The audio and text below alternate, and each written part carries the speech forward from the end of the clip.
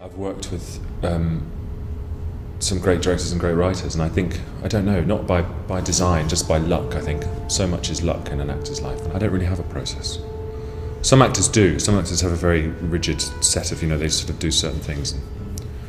Sometimes I do bags of research, and sometimes absolutely none, and just sort of jump in and hope for the best. But some things require an awful lot of, homework. But often with historical pieces, I haven't bothered. I've just sort of instinctively known what it was. And if the script's good enough, it sort of does a lot for you as well. A lovely period for me is having a good sort of, it doesn't always happen, but a good 3 or 4 weeks before a part to let things swim around in my head without consciously thinking about it. It's sort of subconscious dreaming. So I don't do very much, and I just sort of read the script a lot and then try and forget about it, and things pop up. So there's different levels of fame, but generally I don't think it's useful. Obviously I'd love to know what Daniel Day-Lewis has for breakfast, but actually I don't, because I'd rather just see him as an actor.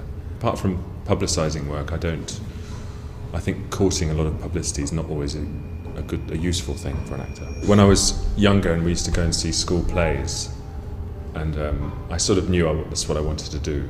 The most glamorous and romantic thing was seeing these actors on stage in the evening, and then as we were getting on the bus to go back to school, you'd see them come out of the stage door and they would off into the night. And it was that, you're on and then you're off.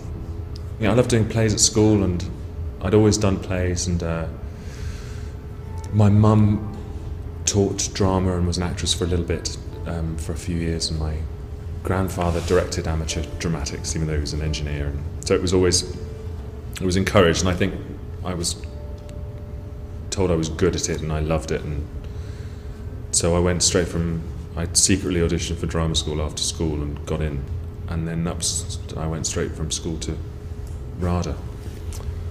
That was, yeah.